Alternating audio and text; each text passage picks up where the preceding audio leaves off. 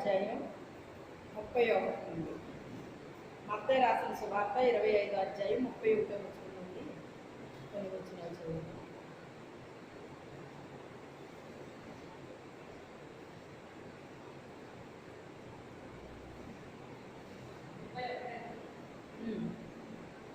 తన మహిమతో మనుష్య కుమారుడును ఆయనతో కూడా సమస్త దూతలతో వచ్చినప్పుడు ఆయన తన మహిమగల సింహాసనం మీద ఆసీనుడైండు. అప్పుడు సమస్త జనములు ఆయన ఎదుట పోగు చేయబడు. గొల్లవాడు మేకలలో నుండి గొర్రెలను వేరుపరిచినట్లు ఆయన వారిని వేరుపరిచి తన కుడివైపున గొర్రెలను ఎడమవైపున మేకలను నిలవబెట్టు. అప్పుడు రాజు తన కుడివైపున ఉన్న వారిని చూచి, నా తండ్రి చేత ఆశీర్వదించబడిన వారులారా రండి, లోకము పుట్టినది మొదలుకొని మీ కొరకు సిద్ధపరచబడిన రాజ్యమును స్వతంత్రించుకోండి. నేను ఆకలి కొంటిని, మీరు నాకు భోజనం పెట్టింది, తప్పికొంటిని, నాకు దాహమిచ్చింది, పరదేశినై నుండి నన్ను చేర్చుకుంటుంది, దిగంబరినై నుండి నాకు పట్టమిచ్చింది, రోగినై నుండి నన్ను చూడవచ్చుతుంది, చెరసాలలో నుండి నా యొద్దకు వచ్చిందని చెప్పును. అందుకు నీతిమంతులు, ప్రభువా, ఎప్పుడు నీవు ఆకలి కొని చూచి నీకు ఆహారం ఇచ్చింది, నీవు తప్పికొని ఉండుట చూచి ఎప్పుడు దాహం ఇచ్చింది, ఎప్పుడు పరదేశివై ఉండుట చూచి నేను చేరుకుంటుంది, దిగంబరివై ఉండుట చూచి పంటనిచ్చింది, ఎప్పుడు రోగివై ఉండుట అయినను చెరసాలలో ఉండుట అయినను చూచి నీ యొద్దకు వచ్చిందని ఆయనను అడిగారు. అందుకు రాజు, మిక్కిలి అల్పులైన నా సహోదరులలో ఒకరికి నేను చేసింది కనుక నాకు చేసిందని నిశ్చయంగా మీతో చెప్పుచున్నానని వారితో అన్నాడు. చాలు ప్రార్థన చేసుకున్నాం. స్తోత్రం నాయన, స్తోత్రం తండ్రి, స్తోత్రం ప్రభా, అత్యున్నత సింహాసనంపై ఆసీనుడైన నా తండ్రి, నా కోట, నా శైలం, నా ఆశ్రయదుర్గమా, నా విమోచకుడ, ప్రాణప్రియుడ, రక్షకుడ, మీ వందనాలు, స్తోత్రాలు తండ్రి యేసయ్య.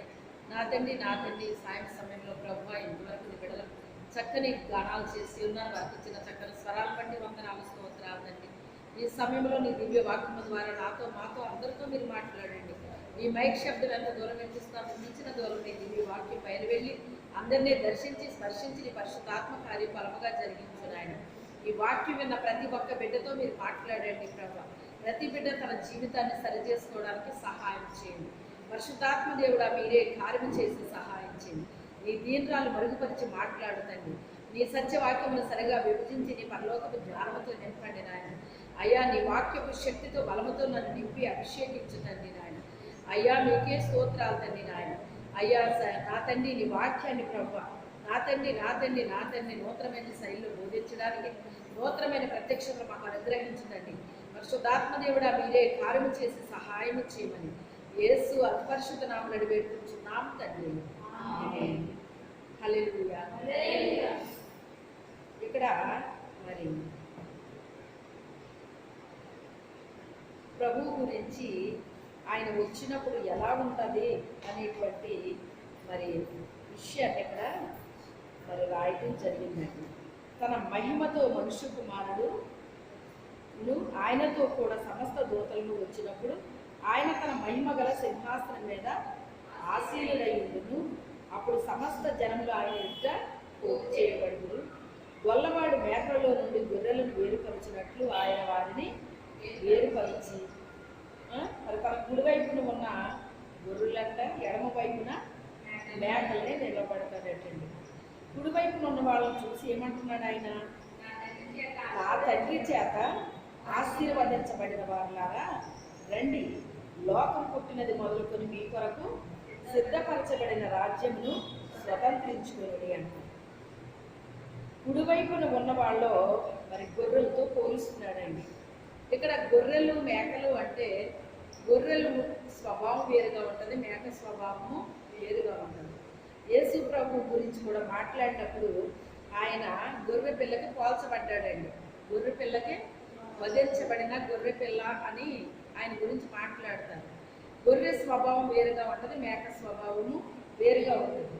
చూడండి, మేకలో మరి గొర్రెలు మేకలు వెళ్తున్నప్పుడంట గొర్రె ఒకదాని వెనకాల ఒకటే తల ఉంచుకుని వెళ్ళిపోతాయటండి. ఎవ్వరంగా ఫస్ట్ ఏ గొర్రె అవుతుందో దాని వెనకాల వెళ్ళిపోద్దటండి గొర్రె.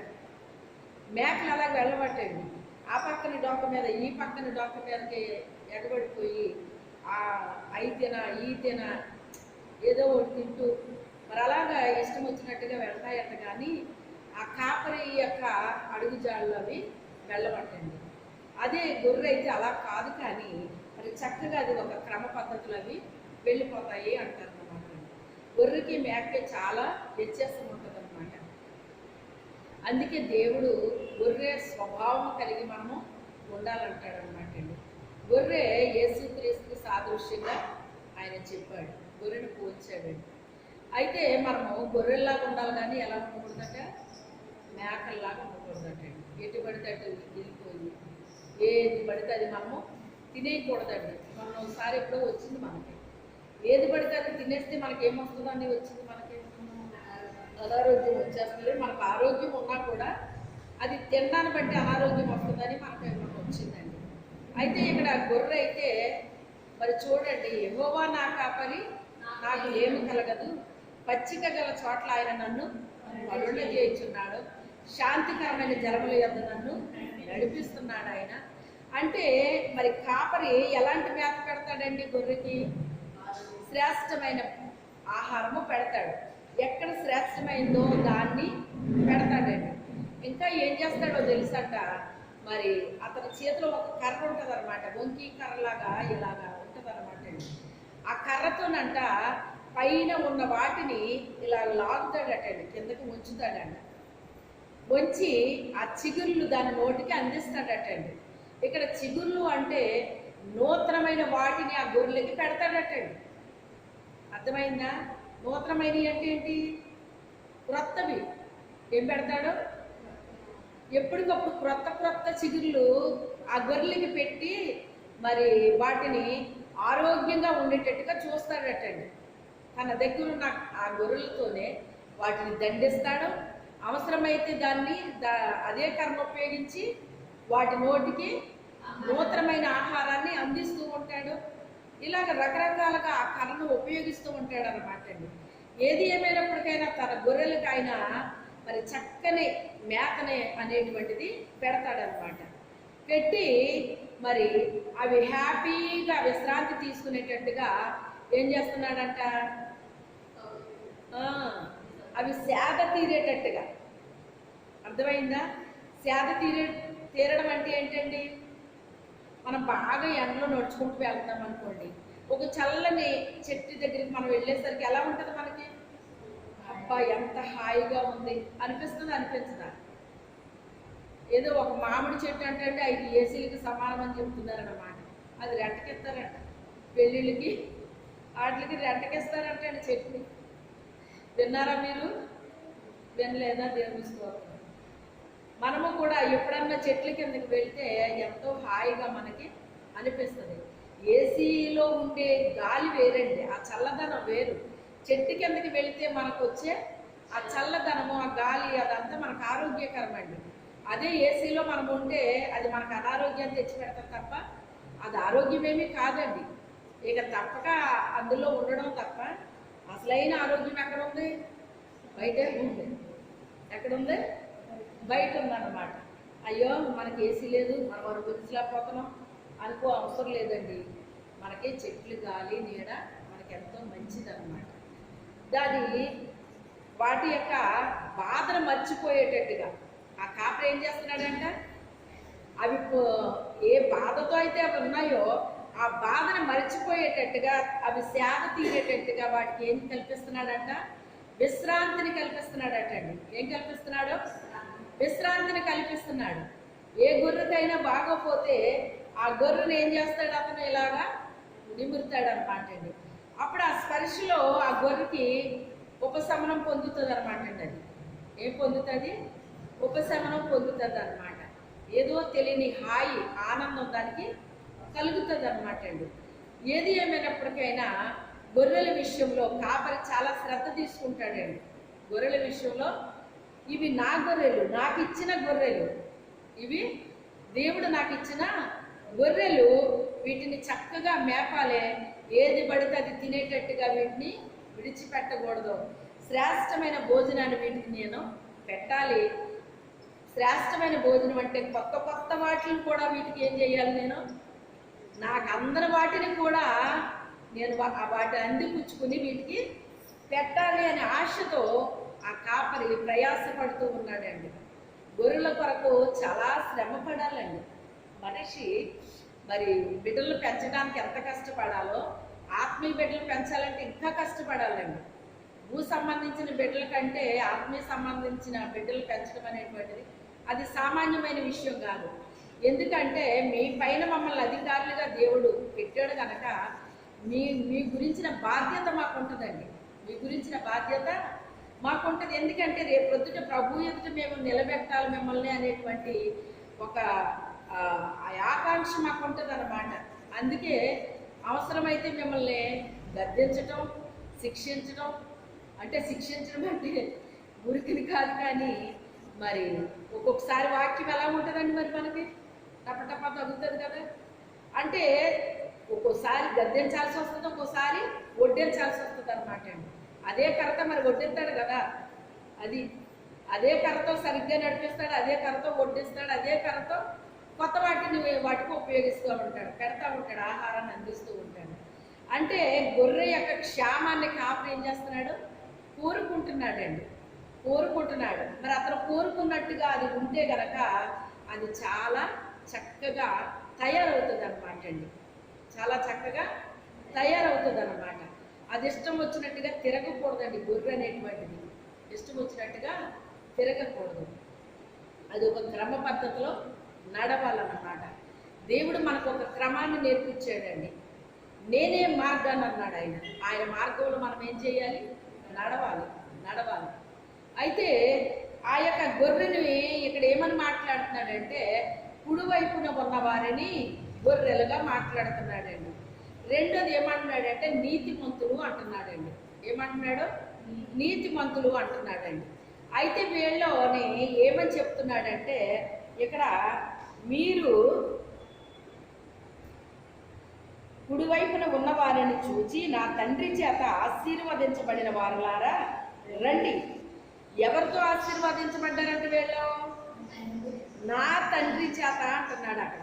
నాకు ఈ మాట చాలా కొత్తగా అనిపించిందండి. వాక్యాన్ని నేను ప్రార్థన చేసినప్పుడు ఈ వాక్యాన్ని దేవుడు నాకు ఇస్తే ఈ మాట ఎందుకు నాకు చాలా కొత్తగా అనిపించింది అన్నమాట. ఏంటి క్రొత్తదనము అంటే ఆయన ఏం చెప్తున్నాడు? నా తండ్రి చేత ఆశీర్వదించబడిన వారులారా అన్నాడు. అంటే నా తండ్రి చేత అంటే ఇక్కడ దేవుని చేత ఆశీర్వదించబడిన వారు అంటే మరి అందరూ దేవుడి చేత ఆశీర్వదించబడలేదా? మరి ఏమని అర్థమవుతుంది ఇక్కడ మనకి? అందరూ దేవుని చేత ఆశీర్వదించబడినట్టుగా ఉందా ఇక్కడ? లేదు. నా తండ్రి చేత ఆశీర్వదించబడిన వారులారా. తండ్రి ఎప్పుడు మనల్ని ఆశీర్వదిస్తాడు? ఇది ఒక ప్రశ్న.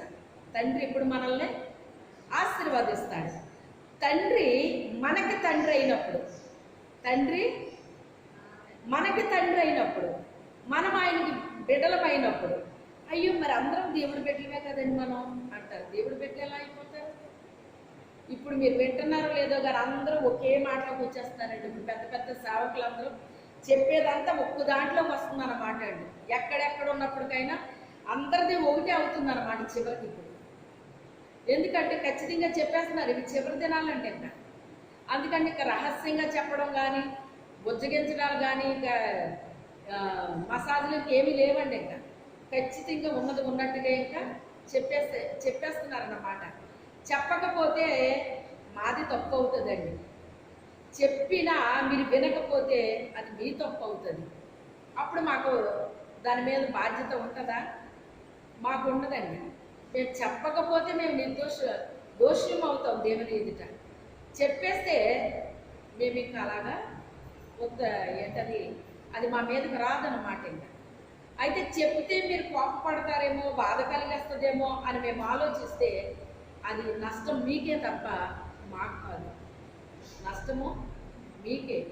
అది సరి చేసుకున్న వాళ్ళు సరి చేసేసుకుంటారో, సరి చేసుకోకపోతే నష్టపోతారండి. అందుకే ఈ కడవరి దినాల్లో ఇంకా ఉన్నది ఉన్నట్లుగా పెద్ద పెద్ద సేవకులు మాత్రమే ఈ మాటలు చెప్తున్నారు కానీ ఇంకా మిగతా వాళ్ళు చెప్పట్లేదండి. ఇంకా ఆశీర్వాదాల కోసం, దీవెనల కోసం, స్వస్థతల కోసం, వీటి కోసమే చెప్తున్నారండి. ఇంకా అయితే ఇంకా ఆ రోజులు అయిపోయినాయి అన్నమాట. ఇంకా అయితే ఒక రకంగా చెప్పాలంటే ఏ జోన్లోకి వెళ్తున్నాం మనం అనుకోవాలి ఇప్పుడు? ఏ జోన్లోకి వెళ్తున్నాం? డేంజర్ జోన్ అనుకోవాలా? అవునా కదా? అందుకని ఎలా ఉండాలి మనం? చాలా జాగ్రత్తగా ఉండాలి.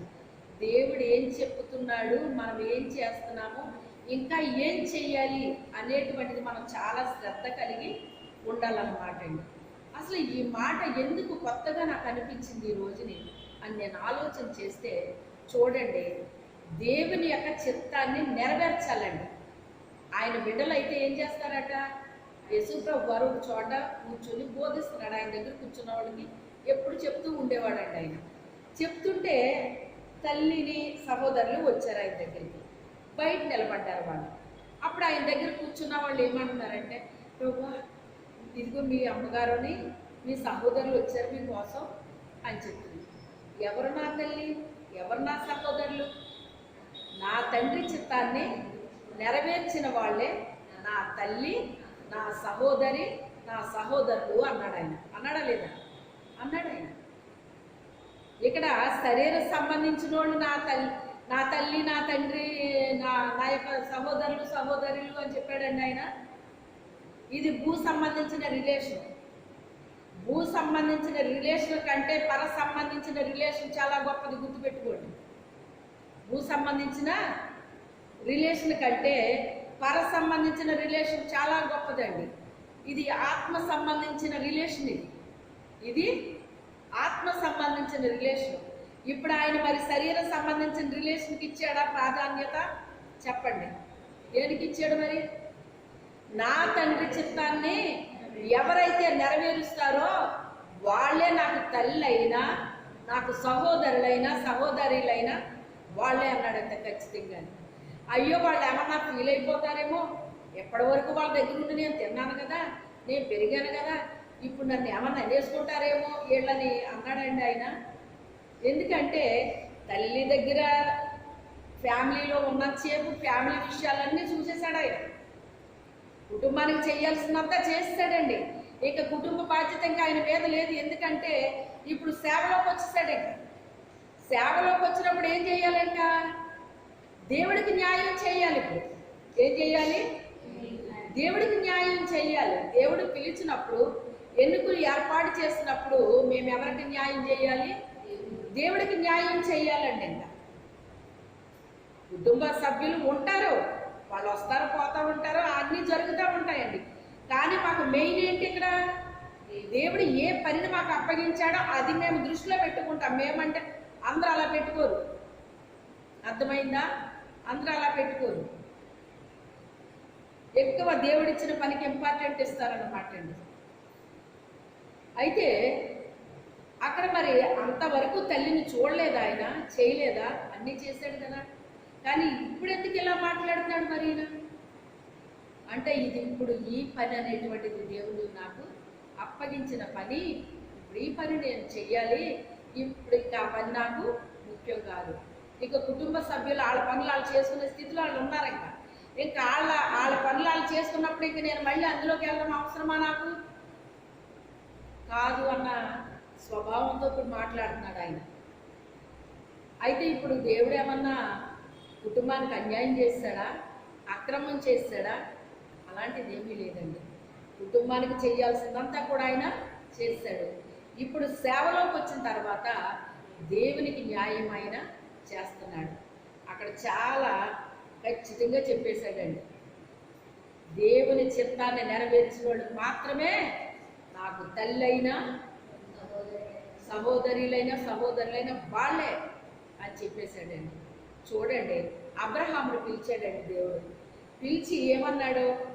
నేను నీకు చూపించే దేశానికి వెళ్ళు, నిన్ను గొప్ప జన్మగా చేస్తానన్నాడండి. బయలుదేరడా లేదా? ఎక్కడికి వెళ్ళాలి ప్రభు? ఏ ఊరు అది? అక్కడ ఎలా ఉంటుంది? అక్కడ ఏమైనా మనుషులు ఉంటారా? ఉండరా? అక్కడ ఏమైనా సౌకర్యాలు ఉంటాయా? ఉండవా? ఇవేమన్నా అడిగాడండి ఆయన? అడగలేదు. అతను ఒక వ్యాపారం చేసుకుంటున్నాడండి. ఆ వ్యాపారాన్ని విడిచిపెట్టి దేవుడు చెప్పిన పనికి అతను ఏం చేశాడు? బయలుదేరిపోయాడు. వెంటనే బయలుదేరిపోయాడు. బయలుదేరిపోయినప్పుడు భార్య కూడా కూడా బయలుదేరిపోయిందండి. అయితే దేవుడు చెప్పింది దానికి ఇక్కడ స్టార్ట్ అయ్యి నెక్స్ట్ స్టేజ్లో దిగేశాడా ఏమన్నానే? మధ్యలో ఎంత ప్రాసెస్ జరిగిందండి, ఎన్ని జరిగిపోయినాయి మధ్యలోని. అవన్నీ అతను అనుభవిస్తూ ఎక్కడికక్కడ గుడారాలు వేసుకుంటూ వెళ్ళిన చోటల్లా మొదటి బలిపీఠం కట్టేవాడటండి. ఇప్పటికే చాలామంది క్రైస్తవులు అంటే నామకార్థ క్రైస్తవులని ఖచ్చితంగా చెప్పుకోవచ్చండి. ఎందుకు అంటే ఒక గృహప్రవేశం చెయ్యాలి అంటే నాకు తెలిసిన వాళ్ళు కూడా క్రైస్తవులు అంటే ఏంటి విశ్వాసులు కాదండి, సేవకులు సహితం ఇలాంటి పనులు చేసిన వారు నాకు తెలుసండి. గృహప్రవేశం అంటే వెళ్ళి పాలు పొంగిస్తారండి, బిందులతో ఆడపడుచు నీళ్లు తెచ్చి ఇంట్లో పెట్టాలండి వంటగదిలో. ఇలా కొన్ని ప్రాసెస్లు ఉంటాయి. అవి ఎక్కడి నుంచి వచ్చినాయి? దేవుడు చెప్పాడు అలాగేమన్నానే. నువ్వు గృహప్రవేశం చేసినప్పుడు వెళ్ళి ఆడపడుచు వచ్చి పొయ్యి వెలిగించాలి, బిందుతో నీళ్లు తెచ్చి పెట్టాలని ఏమన్నా చెప్పారా? ఒక పాస్టర్గా నన్ను అడిగారు, వాళ్ళ ఇల్లు కట్టుకున్నాను గృహప్రవేశానికి. సరే గారు మీరు ఎలా చేశారండి మీ ఇంటికి అని నన్ను అడిగారు. నాదంతా వేరులేండి, ఎలా చేయటం ఏంటండి అన్నాను నేను. ఆవిడ సేవకురాలే మరి. అంటే లేదులేండి మీరు ఎలా చేశారో చెప్పండి. నేను చెప్పినా ఎవరికి అది నచ్చదండి, నచ్చినప్పుడు ఎందుకండి చెప్పడం, మీకు ఎలా చేసుకోవాలనిపిస్తే అలా చేసుకోండి అన్నాను నేను. అంతేనా కదా? ఇప్పుడు మనం చెప్పింది ఆతలోకి నచ్చినప్పుడు ఇంక మళ్ళీ మనం ఎందుకు అందులోకి వెళ్ళడం, ఇక చెప్పడం ఎందుకంటే వాళ్ళకి వాళ్ళకి మనసులో ఏదో ఉంది, ఎవరో చేసినట్టు వాళ్ళకి చెయ్యాలని ఉంది. మరి వాళ్ళు చేసింది ఏంటి? సేవ. మరి ఏళ్ళే ఆ పనులు చేస్తుంటే ఇంక విశ్వాసులకి ఏం చెప్తారండి వాళ్ళు? చెప్పండి, ఏం చెప్తారా? మేము చేస్తేనే కదా మీకు చెప్తాం. నేను చేసిందే మీకు చెప్తామండి. వీళ్ళు ఎంతమంది పాటిస్తారో పాటించడం నాకు అది అంత అనవసరం. నా దేవుడు నాకు ఏదైతే అనుగ్రహించాడో అది మీకు నేను చెప్తాను. నేను చేస్తాను, నేను చేస్తే మీకు చెప్తాను. అది నచ్చిన వాళ్ళు ఫాలో అవుతారు, నచ్చిన వాళ్ళు మానేస్తారు. అది ఇంకా నాకు సంబంధం లేదు ఇంకా ఆ విషయం. అయితే ఇలాగట కదండి, అలాగట కదండి అనేసి మళ్ళీ ఆమె చెప్పేస్తుంది అనమాట. అవన్నీ అన్యులు చేసే పనులు, అన్యులు అవే పనులు చేస్తారు కదా, అవే పనులు క్రైస్తవులు చేస్తారా? అందులో సేవకులు చేస్తారా? ఇక వాళ్ళకి మనకి తేడా ఏముందండి? ఇంకా ఏమో నేనైతే దేవుడిని ఆహ్వానించుకుంటానండి. మా అమ్మగారికి ఒక అన్యురాలు సలహా ఏం చెప్పిందంటే తెలుసా? గృహప్రవేశం చేసినప్పుడు మేమైతే మా దేవుళ్ళు పట్టుకుని తిరుగుతాం ఇటు చుట్టూని, మీరు అలా తిరగరు కనుక మీ యేసు ప్రభు ఫోటో పట్టుకుని తిరగండి ఇటు చుట్టూని అన్నాను. అసలు అన్యురాలు ఏంటి, మనకు చెప్పడం ఏంటి, మనం తిరగడం ఏంటి, ఏంటమ్మా ఈ మాటలో? మా అమ్మ అంటే నాకు చాలా ఇష్టం, చాలా గౌరవం. తల్లిదండ్రులు ప్రేమిస్తాను, గౌరవిస్తాను, అన్నదమ్ములు అందరినీ గౌరవిస్తాను, ప్రేమిస్తాను. కానీ దేవుని యొక్క విషయానికి వచ్చేటప్పటికి వాళ్ళేయో తెచ్చి నాకేయో చెప్తే అది మాత్రం నేను అమలు జరపనండి. నేను అసలు అది 100 6 100 ఎవరికి కోపం వచ్చినా వాళ్ళ ఫీల్ అయినా నాకు అదంతా నాకు అనవసరం అనమాట. నేను అలాంటి పనులు నేను చేయను, ఖచ్చితంగా చెప్తానండి. చెప్పేశాను అలా. అదే నేను ముందే చెప్పాను రా, మా పాప అలాంటివి చేయదండి, మా పాప అలాంటివి చేయదండి అని చెప్పాను. అంటే అలా చేస్తాం మేము. అసలు నువ్వు వెళ్ళి ఆమెను అడగటం ఏంటమ్మా, ఆవిడ నీకు చెప్పడం ఏంటి? నువ్వు దేవుడు పెట్టావు కదా, దేవుడిని ఫాలో అవ్వాలి మనం, అంతేగాని ఎవరో ఏదో చెప్తే అది ఫాలో అవ్వడం ఏంటి? మనం ఏ ప్రార్థన చేసుకుంటే దేవుడు రాడా? మనతో పాటు దేవుడు ఉంటాడు కదా, మనలో దేవుడు ఉంటే దేవుడు మనతోటే వస్తాడు కదా. మనం ఎక్కడికి వెళ్తే అక్కడికే వస్తాడు. వెళ్ళకూడని స్థలానికి వెళ్తే రాడు ఆయన, అవునా కాదా? నేను అలాంటి పనులు నేను చేయనమ్మా అని చెప్పేశానండి. నేను చేయలేనందుకు సాతాను 3 రకాలుగా నన్ను శోధించిందండి తెలుసా. నేనేదో వండుతుంటే బాగా మరిగిపోయిన ఆయిల్ అలా మొహం మీద చల్లినట్టుగా కొట్టేసింది అనమాట అండి. అది ఏ బజ్జీలు లాంటివి ఏ వేస్తున్నాను నేను, వేస్తుంటే అది వచ్చేస్తుంది కదా, ఉస్మని వచ్చేది కదండి ఇంకోటి, అలా వచ్చేసి తప్పమని పేలిపోయింది అనమాట. పేలిపోయి నా మొహం మీద నీళ్ళు జల్లితే ఎలా పడుతుంది అలా పడిపోయిందండి. పడిపోతే కాసేపటి వరకు నాకు కళ్ళు కొంచెం మసగ్గా అనిపించినాయి అనమాట. అప్పుడు నేను వేయటం మానలేదు, ఎందుకని వేస్తానే ఉన్నాను. అప్పుడు మా చిన్న పాపని పిలిచి ఆ ప్రేయర్ ఇలా పట్టరా అని చెప్పేసి, ప్రభు ఒక మచ్చ కూడా నా మొహం మీద ఉండకూడదు నాయన, నా కళ్ళకు కానీ ఏది నాకు ఏ ప్రమాదం జరగకూడదు తండ్రి అని ఆయన ఎడం చేతిలో పోయించుకుని అలా రాసుకున్నాను అంతే. ఆ తర్వాత కాసేపు ఉన్న తర్వాత మొహం కడిగేసుకున్నాను అనమాట. ఎప్పటిలాగా నాకు చూపు కనిపించింది. నా మొహం మీద ఒక మచ్చ కూడా ఆయిల్ మచ్చ కనపడలేదండి, ఒక పొక్కు రాలేదు, ఏమీ రాలేదన్నమాట. ఆ గృహప్రవేశమైన నైటు సైతాన్ వచ్చి ఏమంటుందో తెలుసా నా చెవిలోని, ఒక ఊరన్నా పెట్టావా నాకు అని అడుగుతుంది. అసలు నీకు నాకు సంబంధం ఏంటి, నేను ఊరు అట్టడం ఏంటి నీకు, అసలు నీకు నాకు సంబంధం ఏంటి, నన్ను అడుగుతున్నావేంటి నువ్వు అన్నాను అనమాట. పోయింది.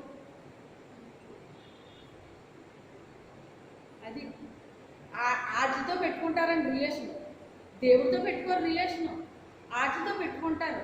వాళ్ళు చెప్పారు, వీళ్ళు చెప్పారు, ఎవరో చెప్పారు. ఎవరో చెప్పడం ఏంటి, దేవుడు లేడా నీకు, దేవుడి బిడ్డలు లేరా నీకు? దేవుడి బిడ్డలు అంటే చేసిన వాళ్ళు అడగాలి, నువ్వు దేవుని పద్ధతులు పాటించిన వాళ్ళు అడగాలి. దేవుని పద్ధతులు పాటించిన వ్యక్తుల దగ్గరికి ఎందుకు అన్నావు నువ్వు? నీళ్ళు పెట్టాలంట కదండి, ఆడపడుచులు నీళ్ళు తెంపాలంట కదండి, పొయ్యి వెలిగించాలంట కదండి, పాలు పొంగించాలి. అవన్నీ నేను చేయనండి. నేను అలాంటి పనులు నేను వెళ్తాను, ప్రార్థన చేస్తాను, వాక్యం చదువుతాను, అంతే చేస్తాను నేను. అంతే తప్ప దేవునికి సంబంధించి నేను చేస్తాను తప్ప ఇంక వేరే నేను చేయనండి. ఎవరు చెప్పినా నేను చేయనండి అలాంటివి అన్నాను. అలాగా నచ్చలేదా పాస్టర్ గారికి? ఆవిడకి నచ్చినట్టు చేసుకోవాలి కావాలి, నాకు తెలియదు ఆ విషయం. ఇలాంటి వాళ్ళు ఎంతమంది లేరు అనుకుంటున్నారు మీరు? అందులో ఓ కాలు, ఇందులో ఓ కాలు. వాళ్ళు చెప్పారు, వీళ్ళు చెప్పారు, వాళ్ళు చెప్పారు, ఎవరో చెప్పడం ఏంటి? మన దేవుడు ఏమైపోయాడు, మన దేవుడి బిడ్డలు ఏమైపోయారు? దేవుడితో రిలేషన్ ఉన్న వాళ్ళని అడగాలి నువ్వు. దేవుడితో రిలేషన్ లేని వాళ్ళని అడిగితే అయ్యే చెప్తారు మరి వాళ్ళు. ఆవిడకి తెలిస్తే ఆవిడ అసలు ఊరుకోరు. నన్ను నాకెందుకు భయపడ్డా? దేవుడికి భయపడాలి కానీ నాకెందుకు భయపడ్డా? నాకు ఏదో భయం నటించేసి చేసుకుంటే వచ్చేది కీడు నీకు, నాకు కాదు. మన చర్చకు వచ్చిన జనాంగం కూడా కొంతమంది ఇలాంటి వాళ్ళు ఉన్నారండి, అలాంటి పనులు చేసేవాళ్ళు ఉన్నారండి. ఆ పనులు చేసేసేవారు, ఇక్కడికి వచ్చేసేవారు, ప్రార్థన చేసేసేవారు, భాషలు మాట్లాడేసేవారు. ఎలాగొచ్చేస్తాయి భాషలో? ఆత్మ వచ్చేస్తుందా? ఇలాంటి పనులే చేసేస్తుంటే ఆత్మ వచ్చేస్తుంది వాళ్ళ మీదకే. ఎలా వచ్చేస్తుంది? అది వచ్చేస్తుంది, దురాత్మ వస్తుంది. సౌలు మీదకి రాలేదా? దేవుని ఆత్మ వెళ్ళిపోయి దురాత్మ వచ్చేసింది, అతను వెరిపించింది. దావీదు వెళ్ళి ఒక సితారా పట్టుకుని వాయిస్తూ పాట పాడితే అది వెళ్ళిపోతూ ఉండేది. ఇవన్నీ మనుషులు నమ్మించే పనులు కానీ దేవుడిని నమ్మించే పనులు. దేవుడికి ఏమాత్రం కూడా ఈ దేవుడికి ఇష్టం లేని పనులు ఎలా సంతోషపడిపోతాడు దేవుడు? మనం వెళ్ళి ఏడుతో ప్రార్థన చేసేస్తే అంగీకారం అయిపోద్దా? ఈ ప్రార్థన నువ్వు అంగీకరించి ప్రభు అంటే అయిపోద్ది అది? మరి మన క్రియ, మనం చేసే క్రియ శంకుస్థాపన అంటే ముందు కొబ్బరికాయ కొడతారు, ఏదో చేస్తారు అక్కడ. మొన్నే నేను విన్నాను అనమాట ఒక విషయం, కొబ్బరికాయలు కొట్టిన విషయం తెలిసిందనమాట నాకు. కొట్టారేంటి అన్నాను. కొట్టాలంట కదా, కొట్టాలంట. ఎవరు చెప్పారు మీకు అన్నాను. ఆ తాపే మేస్త్రి చెప్పారు కొట్టాలి అని చెప్పాను. వాళ్ళెవరో మీకు చెప్పడానికి, మీ ఇల్లు మీరు కట్టుకుంటుంటే వాళ్ళెవరో చెప్పడం ఏంటి కొట్టుకోవాలని, మీ ఇంటికి ఎలా చేసుకోవాలి మీరు చేసుకోవాలి. అయితే భార్య భర్తకి ఈ రోజుకి సమాధానం లేదు. ఈ రోజుకి సమాధానం లేదు. ఈవిడిటు ఆయన అటు, ఈవిడిటు ఆయన అటు, సమాధానం లేదు. ఎలాగుంటుంది సమాధానం? సమాధానానికి అధిపతి అని యేసుని తీసుకొచ్చి అక్కడ పెట్టాలి మనం. సమాధానానికి అధిపతి అయినా ఆయన పెట్టుకోవాలి మనం. కొంతమంది ఎలాగంటున్నారండి, అద్దిళ్ళు కదండి, అద్దింట్లో దిగినప్పుడు చేసుకోవాలండి. అద్దిళ్ళు అయితే సొంతలు అయితే ఏదైతే ఏమైంది? మరి అద్దిలైనా నువ్వు వెళ్తే అది నువ్వేముంటావు కదా, అందులో నీ కుటుంబమే ఉంటారు కదా. వాళ్ళు ఎవరికో నచ్చకపోతే నీకేంటి? మరి ఆ ఇంట్లోకి వెళ్ళడం మరి నీకు అనుకూలమైన గృహంలోకి వెళ్ళి నువ్వు వాళ్ళెవరికో నచ్చట్లేదని వాళ్ళెవరో ఒప్పుకోవట్లేదని అవన్నీ చేయటి పెట్టి అన్య పద్ధతులన్నీ పాటించేస్తారండి డబ్బుల కోసం, లేకపోతే ఇచ్చేవాళ్ళు ఎవరంటండి. ఆ డబ్బుల కోసం అన్ని వేషాల ఏమంటారు దీన్ని మరి నటనరా. అందుకని చాలా స్పష్టంగా చెప్తున్నాడు, నా తండ్రి చేత ఆశీర్వదించబడిన వారలారా రండి, లోకము పుట్టినది మొదలుకొని మీ కొరకు సిద్ధపరచబడిన దేవుని యొక్క రాజ్యాన్ని మీరు స్వతంత్రించుకోండి అని పిలుస్తున్నాడు ఇప్పుడు ఆయన. అక్కడ వాళ్ళ ఆశీర్వాదం వీళ్ళ ఆశీర్వాదం కాదు, దేవుని ఆశీర్వాదం ఉందా ఇప్పుడు ముందు మన మీద. అది మెయిన్ మనకు కావాల్సింది. ఫస్ట్ దేవుని యొక్క ఆశీర్వాదం మన మీద ఉండాలి, దేవుని బిడ్డల ఆశీర్వాదం ఉండాలి, అంతే తప్ప ఎవరో ఆశీర్వాదం ఏంటి నీకు.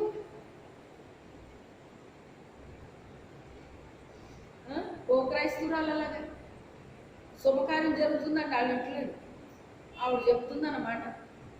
అమ్మగారు వస్తారు, అమ్మగారు వచ్చినప్పుడే ఆ గేటు దగ్గరికి వెళ్ళిపోయి అక్కడి నుంచి వీడియో తీసుకుంటారండి. ఎవరిని ఇప్పుడు ఇంప్రెస్ చేస్తుంది ఈ వ్యక్తి? అమ్మగారిని. ఆయనకి సంబంధం లేదంట. ఇప్పుడు అమ్మగారు సంతోషపడితేనే ఇప్పుడు అమ్మగారి దగ్గర నుంచి డబ్బులు వస్తాయి, లేకపోతే రావు ఆవిడ దగ్గర నుంచి. అంటే వీళ్ళందరూ దేవుని పెట్టలేనంటారా? ఇలాంటి మాటలు ఘాటుగా ఉంటాయండి, కానీ సత్యం ఈ మాటలు. సత్యం మిమ్మల్ని స్వతంత్రులుగా చేస్తుంది అంటున్నాడు ఆయన. సత్యము స్వతంత్రులుగా చేస్తుంది. అబ్రహాము పిలిచాడు, వచ్చాడు, అంత ఆసక్తికరంగా ఉంది అతని ప్రయాణం. ఎక్కడికి వెళ్తే అక్కడ డేరాలు వేసుకున్నాడండి. డేరాలు ఎవరు వేసుకుంటారండి? ఏయో అయ్యి అమ్ముకున్న వాళ్ళు, ఇయ్యి అమ్ముకున్న వాళ్ళు రోడ్డు పక్కన ఎక్కడ పడితే అక్కడ డేరాలు వేసేసుకుని అందులో ఉంటారా వాళ్ళు? మళ్ళీ అది తీసుకుని ఇంకో చోటకి వెళ్ళిపోతారు. అది అతని ప్రయాణం. ప్రభువా, నువ్వు నన్ను పిలిచావు, నా దేశాన్ని వదిలేయమన్నావు, తల్లిదండ్రులు వదిలేయమన్నావు, బంధువులు వదిలేయమన్నావు, నీకు చూపించే దేశానికి రమ్మన్నావు, నేను వచ్చేసాను. ఈ డేరాలు బతికేటి నాకు అసలనే, నాకు ఉంటాకు ఒక ఇల్లు లేదు, ఆకలి లేదు, ఏమీ లేదు. ఈ డేరాల్లో ఉండవేంటి నేను అసలనే, అసలు నా లెవెల్ ఏంటి, నా ఇదేంటి, నేనేంటి, ఇలా ఉండడం ఏంటి అని ఎప్పుడన్నా అన్నాడండి అబ్రహాము? శ్రేష్టమైన బిడ్డల నోట్లో నుంచి ఇలాంటి మాటలు అన్నట్టుకే రావండి. అందుకే శ్రేష్టమైన బుద్ధి, సుబుద్ధి అని ఎందుకన్నారో తెలుసా? దావీదు నోట్లోంచి ఎప్పుడన్నా ఎలాంటి మాటలు వచ్చినాయా? ఎప్పుడు దేవుని స్తుతించడము, ఆరాధించడం, ఘనపరచడం, దేవుడు చెప్పిన పని చేయటం తప్ప ఎప్పుడైనా దావీదు నోట్లోంచి ఎలాంటి మాటలు వచ్చినాయా అండి? రాజకుమారులాగా బ్రతకాల్సిన మోషే ఐగుప్తు భోగభాగ్యాలు నాకొద్దు, రాజకుమారులాగా బతకొచ్చు అతను. ఎటువంటి బాధ లేకుండా బతకొచ్చు అనమాట అండి. కానీ అతను భూ సంబంధించిన వాటి మీద పెట్టుకోలేదు. అతను పెట్టుకోకుండా పర సంబంధించిన వాటిని అతను చూస్తున్నాడట. ఇప్పుడు ఈయన చెప్పేది ఏంటి? భూమి పుట్టినది మొదలుకొని మీ కొరకు సిద్ధపరచబడిన రాజ్యమును స్వతంత్రించుకోండి.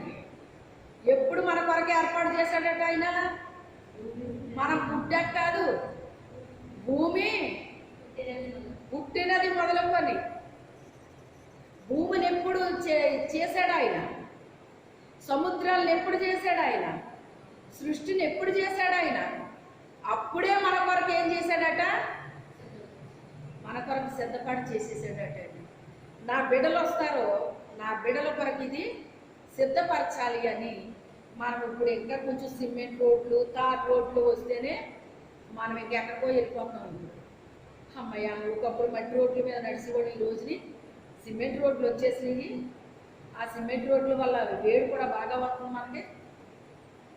అంతేనా కాదా? మట్టి ఉన్నప్పుడు ఎంత బాగుండేదండి అని ఆనందపడిపోతాం. పరలోకంలో ఏముంటుందంట? బంగారు రోడ్లే, బంగారం తప్ప ఇంకేమీ లేదు అక్కడ. అంతా బంగారంతో నిర్మాణం జరగడమే తప్ప ఇంకేం వేరేది ఏమీ లేదండి మెటీరియల్ అక్కడ. ఇప్పుడు కొంచెం బంగారం కొనుక్కుంటే మనకి ఎంతో పెద్ద ఇది అయిపోతున్నాం మనం. ఒక కాసు బంగారం కొనుక్కుంటే మనకి ఇది, ఓ 2 కాసులు కొనుక్కుంటే మనకి ఇది, ఎంత సంతోషం అయిపోతుంది మనకి. కానీ అక్కడ బంగారం రోడ్ల మీద నడుస్తామంటున్నాడు ఆయన. అదంతా వాళ్ళు ఎరిగి ఉన్నారు కనుక దీన్ని తృణీకరించారు. దేన్ని తృణీకరించారు? భూమి మీద ఇవ్వబడిన ప్రతి దాన్ని కూడా ఎలా చూసారు వాళ్ళు? పెంటలాగా ఎంచుకున్నారటండి. అది పెంటలాగా ఎంచుకునేది, అంత పెంటలాంటిది. పెంట ఎంచుకున్నాం. నా దేవుడు నా కోసం ఏం పెట్టాడు అక్కడ? నా కొరకు సమస్తాన్ని నిర్మాణం చేశాడు. పరలోకంలో ఒకప్పుడు నేను వెళ్ళినప్పుడు నా దేవుడు నా కొరకు అక్కడ నిర్మించింది నేను స్వతంత్రించుకోబోతున్నాను నేను అనే ఒక ఆనందంతో సంతోషముతో వాళ్ళ సుఖాన్ని సంతోషాన్ని కోరుకుని దాని వైపు వెళ్ళలేదు. కానీ దేని వైపు వెళ్ళారు? దేవుని కొరకు వెళితే నిందలు వస్తాయి, అవమానాలు వస్తాయి, తృణీకారాలు వస్తాయి అని తెలిసినా కూడా ఇటే వెళ్ళిపోయారండి వాళ్ళు. దేవునితో విడిచిపెట్టకూడని భాగ్యమని ఆయన ఎంచుకొనలేదటండి. ఒకప్పుడు దేవుని యొక్క కుడిపార్శ్వాన్ని నేను కూర్చుంటాను, నా తండ్రి దగ్గరికి నేను వెళ్ళిపోతాను, ఆయన కుడిపార్శ్వాన్ని నేను కూర్చుంటాను, అందుకే వీళ్ళందరూ నన్ను ఎన్నన్నప్పటికైనా ఆయన లెక్క పెట్టలేదటండి. ఒకప్పుడు నేను ఎక్కడ కూర్చుంటాను? నా తండ్రి యొక్క కుడిపార్శ్వాన్ని. మనం ఏమనుకోవాలి? ఇదంతా భూమి మీద నేను అనుభవించడానికి ఇచ్చాడు, ఇది దీన్ని ఉపయోగించుకోమని ఇచ్చాడు ఇది నాకు, అంతే తప్ప ఇది ఇంకెందుకు కాదు. అసలైంది నా తండ్రి దగ్గర ఉంది నాకు, నేను ఎప్పుడు అక్కడికి వెళ్తానో అది నాది. ఇక్కడ భూమి మీద ఇవ్వబడింది ప్రతి ఒక్కరికి కూడా ఇది ఎలాంటిది? మనకి టెంపరీ. అది టెంపరీగా వేసామండి అంటారు. పెద్ద మేళ్ళలో అపార్ట్మెంట్లు కట్టేటప్పుడు ఏం చేస్తారు? మొదట ఏం చేస్తారండి? ఒక చిన్న రూము వేసి అక్కడ ఒక వాచ్మెన్ పెట్టి ఆ వర్క్ చూడమని పెడతారండి అక్కడ. అంటే ఇప్పుడు ఏది ఎక్కువ? అపార్ట్మెంట్ ఎక్కువ, ఈ ముందేసిన ఇది ఎక్కువ కదా? ఇది ఇందులో ఉండదు చూడడం కోసం, ఇది టెంపరీగా వేయబడింది. ఆ తర్వాత వాళ్ళు అందులోకి వెళ్ళిపోతారు. అలాగే భూమి మీద మనకి ఇవ్వబడింది అంతా కూడా టెంపరీగా ఇవ్వబడింది. ప్రస్తుతం ఆ తర్వాత దేవుని యొక్క రాజ్యాన్ని మనం స్వతంత్రించుకోవాలంటే ఏం చెయ్యాలి? మనం అబ్రహాం గుడారాలలో వేసుకుంటా వెళ్ళిపోయాడండి. ఎక్కడ గుడారం వేసినప్పటికైనా అక్కడ బలిపీఠం కట్టి మొదటగా దేవుడికి ఏం చేసేవాడట? అతను బలి అర్పించాడటండి. అయితే చివరికి దేవుడు అతను ఎలాగ ఆశీర్వదించాడు? ఎలియాజరు అతని కొడుక్కి కోడలను తీసుకురామని పంపిస్తే ఆయన ఏం చెప్తున్నాడు అక్కడ? రెబెకా తండ్రితో వాళ్ళతో ఏం చెప్తున్నాడు ఆయన? దేవుడు నా యజమానుణ్ణి బహుగా దీవించాడు, ఆశీర్వదించాడు. ఎలాగా? వెండి బంగారాలతో, ధనధాన్యాలతో నా యజమానుణ్ణి బహుగా దీవించి ఆశీర్వదించాడు దేవుడు అని చెప్తున్నాడు అక్కడ. ఎలాగ ఆశీర్వదించాడంట? యెహోవా ఆశీర్వాదము ఐశ్వర్యం ఇచ్చును అని రాశాడండి సామెతల్లో సొలొమోను గారు. ఇప్పుడు ఇతని జీవితంలో అది నెరవేర్పు జరిగిందా లేదా? ఎలాగ ఆశీర్వదించాడు అతన్ని? వెండి ఇచ్చాడు, బంగారం ఇచ్చాడు, ధనధాన్యాలు ఇచ్చాడు, పశు సంపద ఇచ్చాడు, మొత్తం అన్నీ ఇచ్చేసాడండి అతనికి. అయినప్పటికైనా దేవుని మాటని కాదన్నాడా? ఎక్కడన్నా అతను అన్నాడండి? ప్రభు అబ్రహామా అని పిలిస్తే చిత్తం ప్రభు చెప్పండి, మా చిన్నప్పుడు ఇలాగనివారు, చిత్తం చెప్పండి అనేవారండి. అబ్రహాంని ఎప్పుడు దేవుడు పిలిచిరా చిత్తం ప్రభు చెప్పండి అంటే ఎంత విధేయత, ఎంత లోబడుతున్నాడో ఆలోచించారా? అతనికి వెండి ఇచ్చాడు, బంగారాన్ని ఇచ్చాడు, ధనధాన్యాలు ఇచ్చాడు, దాసీల్ని ఇచ్చాడు, అన్ని ఇచ్చేసాడండి. బహుగా దీవించేశాడు, ఆశీర్వదించేశాడు. కానీ దేవుడు పిలుస్తుంటే ఎలాగా ఉన్నాడు ఇతను? మీరు చెప్పటమే తరబాయి, మీరేం చెప్తే అది నేను చేస్తాను అంటున్నాడు అనమాట. చిత్తం చెప్పండి అంటే దాని అర్థం అదండి. చాలామంది ఆ విషయం తెలియక దేవుడి చిత్తమండి, దేవుడి చిత్తమండి. దేవుడి చిత్తం అసలు నెరవేరుస్తారా ఎవరన్నానే? నెరవేర్చి వాళ్ళు అలాగ అంత ఈజీగా మాట్లాడరండి. అసలు దేవుని చిత్తాన్ని నెరవేర్చడం అంటే అది సులువా? దేవుని చిత్తమండి, దేవుని చిత్తమండి. దేవుని చిత్తాన్ని నెరవేరిస్తే ఎలా ఉండాలి? అసలు ఎంత స్ట్రాంగ్గా ఉండాలి. పిలిచినందుకు వచ్చేసాడు. వచ్చేస్తే దేవుడు దీవించలేదా? అతన్ని ఆశీర్వదించలేదా? అనేక మందిని పోషించేవాడుగా చేశాడు. అతని దగ్గర ఎంతమంది పనివారు పనిచేశారండి? పనివారిని అతను ఏం చేశాడు? పోషించాడండి. పనివారిని పోషించాడండి. ఈ గుడారాలు వేసుకుంటా వెళ్ళినందుకు దేవుడు ఏం చేశాడో తెలుసా? ఇక పర్మనెంట్ ఇల్లు ఇవ్వాలి, ఇంకా అబ్రహాం ఎంతవరకు తిరిగి చాలింకా అని చెప్పేసి ఉన్నది భర్త, భార్య, ఓ కొడుకు, కోడలు, ఇద్దరు మనవలు. షారా చనిపోయిన తర్వాత మళ్ళీ ఒక కెతురాన్ని చేసుకున్నాడండి ఆయన. మళ్ళీ ఆమెకు పిల్లలు పుట్టేది. ఏది ఏమైనప్పటికీ ఆ రోజుల్లో ఒక భార్య కాదు ఎంతమంది అయినా ఉండొచ్చు అనమాట. అప్పుడు తెలియదు. కొత్త భర్తలకు వచ్చాక ఇంకా అవన్నీ పోయి ఒక భార్య ఒక భర్తే.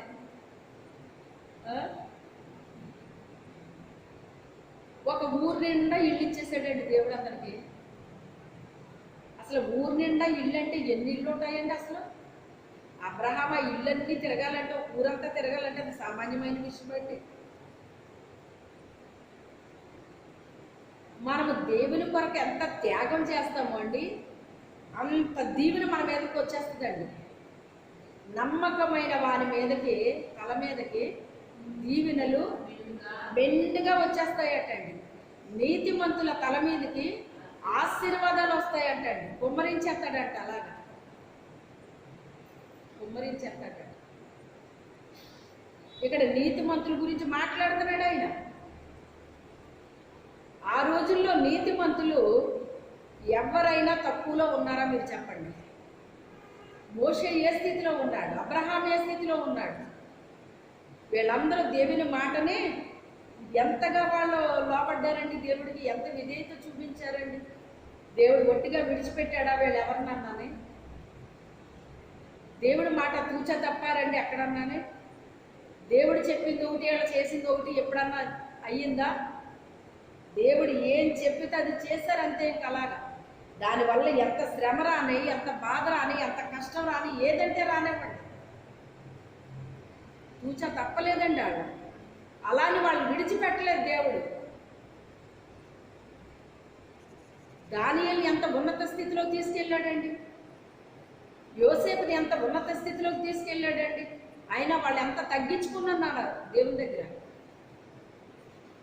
వాళ్ళకి ఇచ్చిందాన్ని వాళ్ళు ప్రేమించారా? దాన్ని ఒక పెంటతో సమానంగా చూసారా? దాన్ని ఒక పెంటతో సమానంగా చూశారండి. అందుకే వాళ్ళందరూ బహుగా దీవించబడ్డారు, ఆశీర్వాదించబడ్డారు. దేవుడు ఏం చెప్తే అది చేశారండి వాళ్ళు. దేవుడు ఏం చెప్తే అది చేశారు. నీతిమంతులు ఎప్పుడు దేవుడు విడిచిపెట్టాడండి. నేను నీతిమంతురాలని, నేను నీతిమంతుడని మనం అనుకోవటం కాదండి, దేవుడు చెప్పలేదు. మనం అందరం ఏమనుకుంటాం చెప్పండి? ఏమనుకుంటాం అందరం?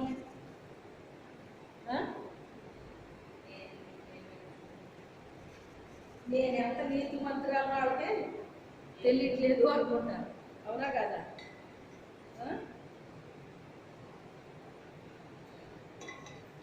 దేవుడు యెహోవా ఆశీర్వాదం అంటండి ఐశ్వర్యాన్ని ఇస్తుందటండి. ఏం చేస్తుందట? యెహోవా ఆశీర్వాదము ఐశ్వర్యాన్ని ఇస్తుందటండి. ఇప్పుడు ఈయన ఏం చెప్తున్నాడు ఇక్కడ? నా తండ్రి చేత ఆశీర్వదించబడిన వారలారా. ఇప్పుడు అబ్రహాం ఎవరితో ఆశీర్వదించబడ్డాడు? యోసేపు ఎవరి ద్వారా ఆశీర్వదించబడ్డాడు? మోషే ఎవరిని ఆశీర్వదించాడు? ఇలా చెప్పుకుంటూ పోతే వీళ్ళందరికీ ఆశీర్వాదాలు ఎవరి ద్వారా వచ్చినాయి? దేవుని ద్వారా వచ్చినాయా లేదా?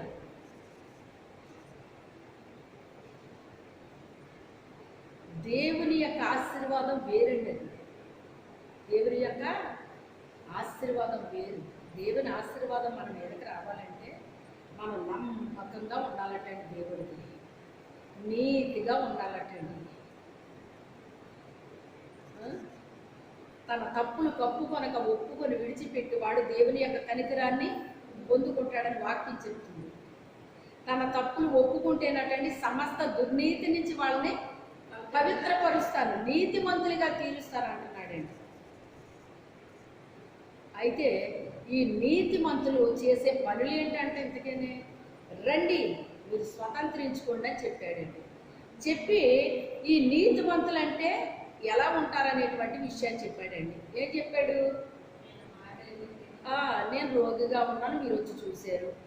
నేను చెరసాలలో ఉంటే వచ్చాను. ఆకలి వేసినప్పుడు మీరు నాకు భోజనం పెట్టారు. దాహం అయితే దాహం తీర్చారు. వస్త్రాలు లేనప్పుడు వస్త్రాలు ఇచ్చారు. ఇలాగ ఇవన్నీ కూడా చెప్పాడు అనమాట అండి. చెప్తే నీతిమంతులు అంటారు కదా, నువ్వు ఎప్పుడు వచ్చావు ప్రభా మా దగ్గరికి, మేము ఎప్పుడు చేసావు నీకు అంటున్నాను. అప్పుడు ఆయన ఏమన్నాడంటే, ఈ నీతిమంతుల్లోనే మిక్కిలి అల్పమైన వారికి మీరు చేస్తే నాకు చేసినట్టే అన్నాడండి. ఆ నీతిమంతుల్లోనే కొంతమంది ఎలా ఉన్నారట? మిక్కిలి అల్పం అంటండి. అల్పం కూడా కాదు, అల్పం వేరండి. వాళ్ళు అసలు అల్పం అంటేనే చాలా తక్కువ. ఆ తక్కువలో ఇంకా తక్కువగా ఉంటారటండి వాళ్ళు. అల్పమైన వారు, మిక్కిలి అల్పమైన వారు అంటే చాలా అల్పమైన వాళ్ళు అటండి. కానీ నీతిమంతులు అలాంటి వాళ్ళకి మీరు చేశారు. వాళ్ళకి ఆకలి వేసినప్పుడు మీరు భోజనం పెట్టారు.